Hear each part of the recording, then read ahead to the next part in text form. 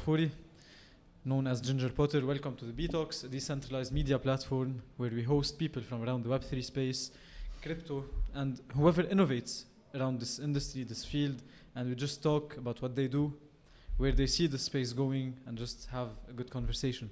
So welcome to the show. Thank you for having me. Great to be here. Thank you, man. So just a small info about you. I know you're the first Lebanese artist to sell out two collections, two NFT collections. Yeah, one of the first, if not the first. Yeah. And I've over the last 6 months, I was able to sell out two collections, each one 21 NFTs. Yeah. It has 21 NFTs. Yeah. And yeah, that's... وحكينا behind the scenes كمان قلت لي إنه with no support, no backup from anyone. Yeah, all by myself and my voice more or less, just going in spaces and doing it by myself. Yeah, يعني it would be wise to assume that it was an interesting journey, right? Very interesting, full of mistakes, but also great moments. Yeah. And eventually the community I built around me has helped me. Yeah.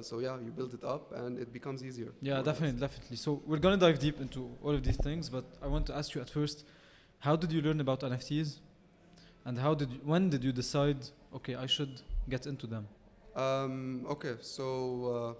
I was basically doing my art for the last 3 years on my Instagram, just posting them on a weekly basis. I decided to do that 3 years ago in 2019. 2019. And just building my Instagram and everything. But by the end of those 3 years, I just realized I was just making a lot of likes. I'm getting a lot of likes, but not really making a living out of it. So a friend of mine sent me something about NFTs early last year in February to 2021. She sent me a post about NFTs. She told me this is something interesting and all that. And I was looking for something to actually let me make money out of my art, or I'm going to have to go into a job, 9-to-5 job that I didn't really like. So I started looking into NFTs, started the long journey of understanding what NFT is and wrapping my head around it. And eventually I was able to buy my first OpenSea account. It was difficult because, you know, the restrictions here in Lebanon, but eventually I was able to do it.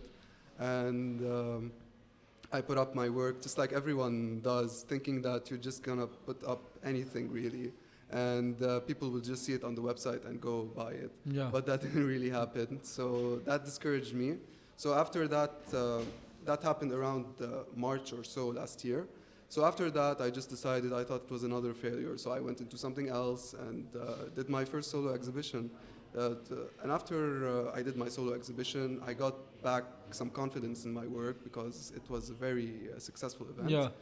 And one thing led to another. I was looking for journalists to publish my work and to start growing my name slowly. I asked my friend Raffi Hariri Illustrations. I told him he had a lot of articles about him and everything. So I asked him, are you getting journalists to respond to you? Because more or less, most journalists aren't really responding. They weren't really responding to me, at least. So he told me, you can just go on this app called Clubhouse. Yeah. So I went on Clubhouse. He told me you can find journalists there from everywhere, really. I didn't really find those journalists, but what I find is rooms about NFTs. Yeah. And that's when I understood that I needed to market myself and I needed to talk about my work so people can know that my work exists and is up for sale on OpenSea. So just to give context to the viewers, like Clubhouse was the Twitter space before Twitter space. Yeah, exactly. If you can say that. It's what Twitter space is now, basically. And I want to ask you, like, I know we're not into these things, but why is the NFT world on Twitter? Why is it so focused there? It's so focused there. I'm not really sure because it has this accessibility of being able to connect with the artists. Yeah. Do you think it's more easygoing? It's more easygoing than Instagram. Instagram, when you post something on Instagram, people just look at the image and it's not really engaging. What? It's not really engaging. Yeah, it's not as engaging as just listening to the artist explain the reason why they did the art, the inspiration behind it and all that. So I feel voice, and because Twitter is one of the first adopters of this new concept, they're getting a lot of traction in that. Clubhouse started that, but Twitter then took over that, and Twitter already had a huge audience. So I think that's why they're now growing and they're becoming the leaders in this concept of talking. on social media. Yeah. So yeah. And I want to go back to the first thing when your friend told you about this thing called NFT. Yeah. Were you skeptical at first, or was it like, okay, I'm just gonna hop in because I had no other choice? I was skeptical because I didn't really understand it, just like everyone else. I was That's like, true. why not just do a screenshot? Yeah. I was the screenshot troll, more or less. But I embraced it because I felt that it's a great way for digital artists. There was this like huge pool of digital artists that are just posting their work on Instagram, but they're not actually making money out of the art that they're posting. Yeah. Unlike artists that make paintings, canvases, and all that. Digital artists just made money from freelance. Yeah. Just companies come to them, do this for us, and they didn't own the royalties. or IP of those creations. So now there's this huge pool, and I thought it would be perfect for this system to help out. Yeah. And especially the royalty and all that, just protecting the artists. So eventually I learned that, it's something that can be very helpful for artists. It can protect the artists in so many ways. Definitely. So yeah. And how did you manage to like grow your network, grow your name, and be like a point? We can say a point of authority in NFT artists or in Lebanese NFT artists. Like you're now a credible source for people who want to know more about this, for artists who are looking into integrating NFTs with whatever they do. Yeah. So how did you think this happened? I think, first of all, my name started relatively growing through Instagram. I was lucky enough that, and I'm grateful that most of the people that saw my work resonated with my work. And I started growing my social media. I started around 600 followers. Yeah. Now it's around 40,000 followers. Yeah. So I already had a big number following me. So people, when they see my Instagram, they were impressed. But I've always felt that, first of all, I got into it relatively earlier than most in Lebanon. But at the same time, I wanted to help a lot of people that are getting into it because, like I said, I was looking for journalists to help me. No one was responding. I was asking big NFT artists in their DMs if they might advise me on what to do. They weren't responding. So I decided I didn't want to be that. So I started posting stories on my Instagram. If anyone has any questions about NFTs, just DM me. I would send them voice notes of around 10 minutes explaining every excruciating detail that it took me months to understand. So they can just skip all of that difficult part and just get into it and reap the benefits of the space because it really is a fantastic space, especially what's going on in Lebanon. I don't want to see, especially artists, suffer and not being appreciated for what they're doing and being taken advantage of. Yeah. So I feel, because genuinely I want to help people, I feel I guess I'm not this authority like you're saying, I don't know, but I feel like I have this presence because of that. And this genuine side of me, just going in spaces and being very persistent and consistent, going in spaces almost 24 hours a day, just to talk with people and just to show my presence there. All of that built up into something that has become what I am right now. Yeah, and do you think artists need to change their art to go on OpenSea, or like they can still have their same style? I don't think they need to change their style at all. I feel like the space is open for anything, really. If you find a collector for it, if you're genuine about it, if you can explain your work and be fun, because at the same time people are not only investing in my art, they're investing in me, and because they like me as a person as well. So if you can do that, and I think you can do whatever you want. A lot of artists come to me and think it's just a digital artist's game, but I find that completely false. There are artists that are painters, like physical artists. They're selling in the millions their own paintings, and they saw it as an opportunity for them to save up their paintings at home for future exhibitions while they're selling them individually as NFTs. So that could be a great way. Really, anyone can. Every unique style has a place in this space, and there's no gatekeepers. There's no galleries telling you, oh, we don't accept this style or whatever. You can go in this space and just meet anyone, and that anyone can resonate with your work, and you can sell it. So never feel, to artists that are listening, never feel that your style isn't good enough, because this space is opening you up to the international scene, and it's a big world, and there's a lot of people and I'm sure you will find someone that will resonate. 100%. This is why I wanted to ask the question, because I wanted to reach out to as much artists as possible. Maybe someone is like seeing this as an obstacle. Maybe, okay, my style is not fit for this, but now you cleared it out. And speaking of style, speaking of art, what does your art talk about? What's the story behind it? What does it represent? My art, basically I talk about everything I go through, because I told you every week I would post something new, so more or less what I was feeling that week, I would just try to translate it through my art. Yeah. So sometimes it's current events of what's going on in Lebanon, sometimes it's what I'm feeling, like my self-doubt or overthinking, sometimes psychological or philosophical ideas, sometimes current events all around the world. Yeah. So more or less that's what I try to convey in my work.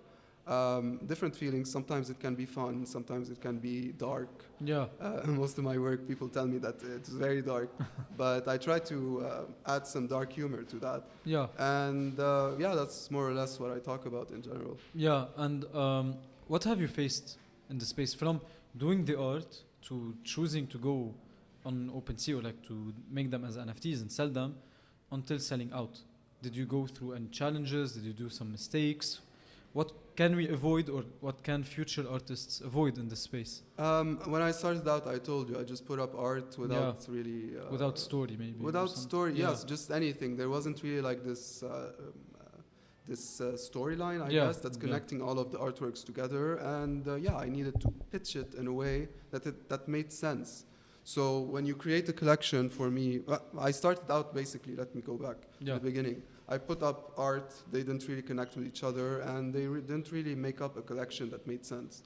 So after I understood that I had to talk about it, I went back to the drawing board and I created my first collection, The Watcher 21. And it had this PFP type of feel, collectible, very collectible. And there's always this character in the center. And it's something that resonated with me. The character is always just watching, not really interacting with his environment, like most introverts, because I'm a huge introvert. So I felt a lot of introverts are in this space. So I felt this could be a good character to use. And basically it was 21 artworks that had this connection between them and that felt collectible. And after that, I just went into spaces and started talking and built up the speech, I would say, the pitch, I would say. I would try to be right to the point.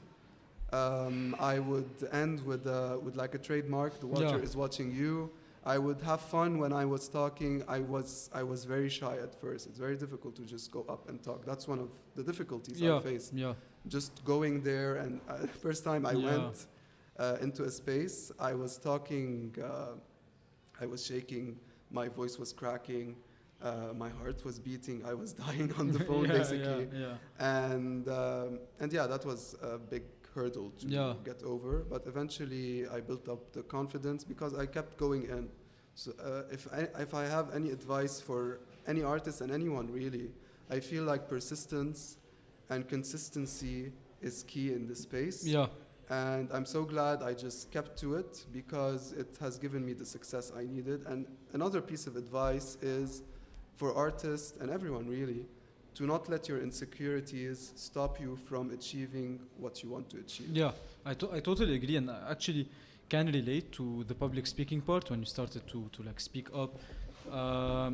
I'm a little bit introverted myself. I started public speaking 3 years ago. It was very tough, and my first speeches sucked, you know, but I pushed through because you're not going to get better if you don't just start. And this makes me want to ask you, what if you would list 2-3 skills outside of the art itself that you have that made your journey easier, or like that maybe you learned along the way, or you think people could benefit if they learned them before heading into the NFT space? Certain skills. Besides being a good artist. Public speaking is one. That's of course one. But you don't have to be a pro at first, like I just said. You just go in spaces and you learn it. Now not only because of spaces, It helped me be more confident in my life. Usually just meeting someone new, like today I met you, it would be very difficult for me because I would feel shy and introverted and anxious. But now I just talk with anyone. Just so like you had to learn public speaking because it was inevitable for you. It was inevitable. It was something that you needed to do, and I wasn't going to let that stop me. So I just kept going in. But I have to say that the NFT space is so kind that they would let you go in and try. And you may make mistakes and everything, but they're very forgiving and they're very nice about it. As long as you're being respectful and nice to yourself, no one will really judge you or make fun of you, really. So I started talking my first rooms on Clubhouse. The people that helped me out, they're called the Dream Conduit. They're a DAO in the NFT space. And just exactly, first time I went into that, I was very scared. But I kept going in. A week later, I was better. I didn't. There was no anxiety anymore. Week to week, day by day, I started getting better and better. And now I just have fun. I just go and laugh. It's just a spontaneous thing. Yeah, it's a spontaneous thing. I have friends all over the world, and I just have fun. So that's one of the skills, I guess. Art is great as well. That's another skill I would. What else? Is there something maybe specific to tech?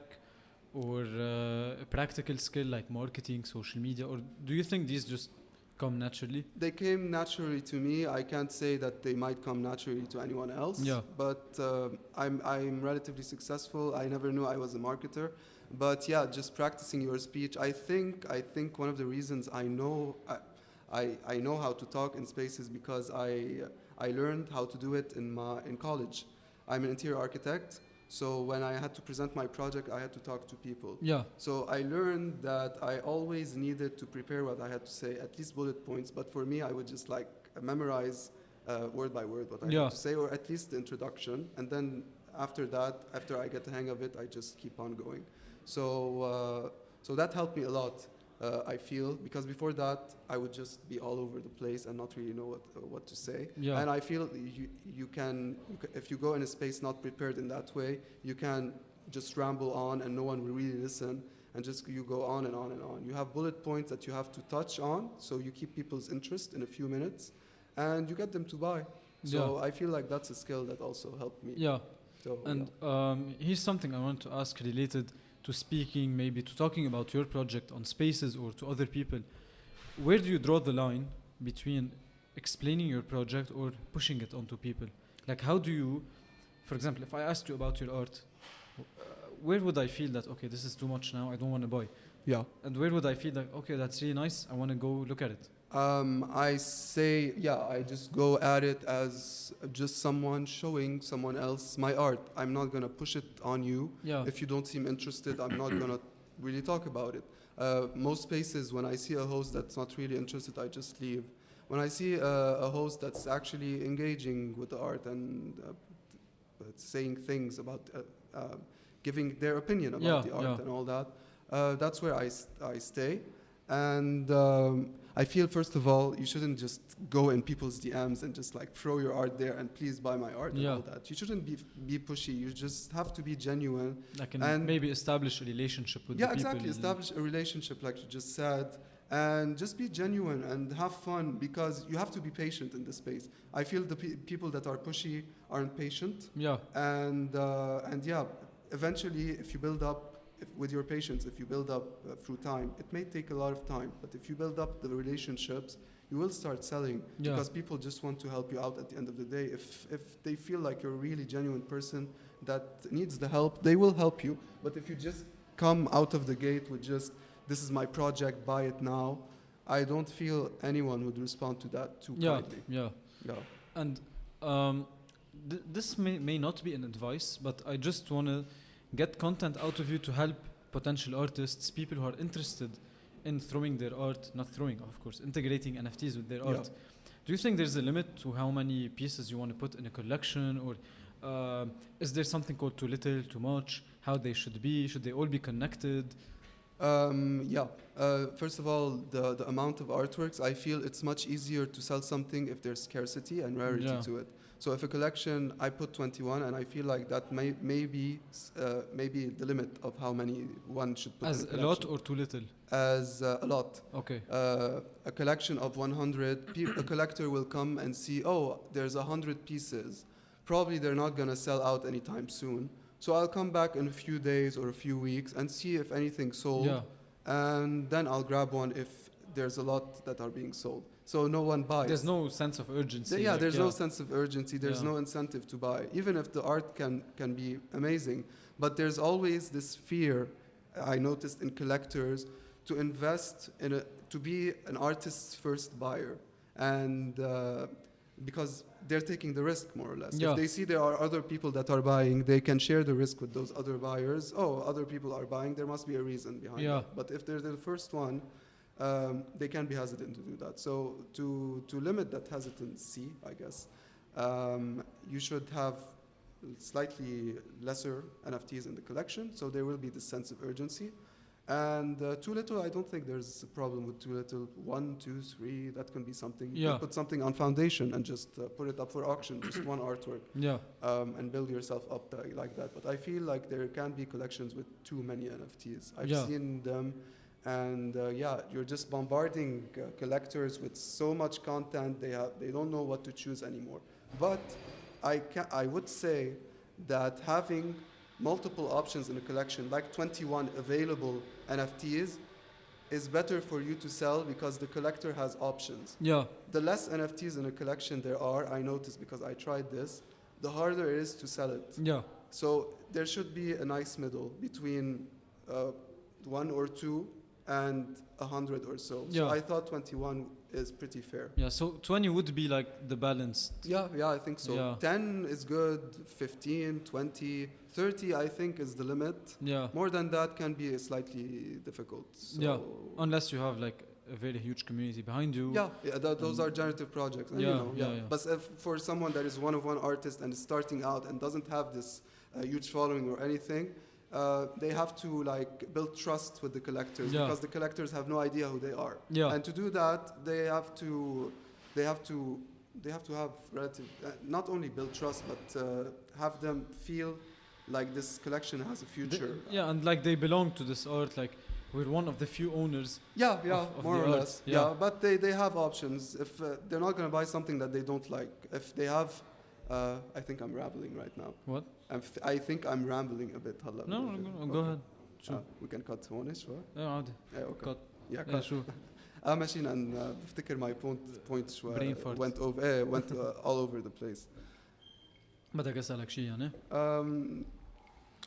هيدا cut هلا كريم ما تعتلها. I don't think إنه if a collection فيها 21 NFTs ما بفتكر إنه it will build trust with the collector. هيدا it was brain fart يعني. بس قصدي إنه a collector will be more incentivized to buy under these conditions. Yeah. So we can cut. Okay. 3, 2, 1. Okay. To get to our last part in this podcast, I wanted to ask you, what's next? What's next for you, and how will you like sustain yourself as an artist if you want to do it full time, of course? Oh, I am doing it full time right now. And for people who are thinking of going into art full time, what do you advise them to do? And again, what's next for you? Do you have another project coming or something? Next collection. First, I started with the Watcher 21. Then I went with Illustrations 21. It's basically my illustrations I built up over the last 3 years. Yeah. And now we're leveling up to the third collection, Animations 21. And like the name implies, it's made up of 21 different animations. And it's gonna be, I'm gonna launch it on April 30th. So like in 3 weeks. More or less, I'm going to do a launch party on Twitter, and hopefully there's going to be a lot of people. There's already a lot of people that have reserved some of those animations. So we're working towards a sellout pretty quick, hopefully. And that's more or less what I'm planning for this month. But for future stuff, I'm planning on doing exhibitions. We're working with galleries here in Lebanon to make an auction for artists. We're going to build something like that. And the first big scale NFT exhibition here in Lebanon. I also have, I did an exhibition in Turkey, and I'm also going to do an exhibition in London, a solo exhibition as well. So there are a lot of plans in play. Also, I want to fund projects, future projects with money I make up from my NFTs. I always wanted to go into filmmaking, maybe do a short movie, maybe go into gaming, also design an app or something like that. Though. So there are a lot of plans, and the NFT space has given me the chance to make those plans realistic and achievable. And to conclude this episode, what would you advise people who would like to go through what you did full time as well? I would advise them to, first of all, just be genuine, be persistent, be consistent, have hope, because doubt is a difficult thing to get over, but it really stifles you and stops you from achieving what you want to achieve.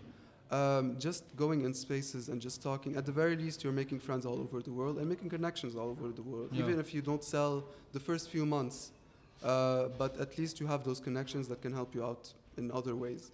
And just be genuine and have fun and make friends in this space. Don't go into it, I want to make money. Go into it, I want to be part of the community. I want to be part of this new innovation, this new technology. I feel that's the way to do it, and try to give back if you do succeed, which is what I try to do. I can proudly say I'm becoming the first collector for a lot of artists that I've helped onboarded into this space, and I'm trying to onboard as many artists as I can, because really, artists suffer enough, and I feel like this space can be amazing for them, and if I can help them in any way to get into it and to succeed in it, I will try my best. This is amazing, man. Best of luck for everything that you want to do. I'm truly sure that this episode will inspire many upcoming artists, future artists, enthusiasts, and potential investors in you or your art. I hope so. Thank you for coming on this episode. Thank you for giving us the time. And you're always welcome on the Btalks at Bhive. And thank you again, Ginger. Thank you so much for having me. It was a pleasure. And always glad to be at the Bhive. Thank you, man. Yeah.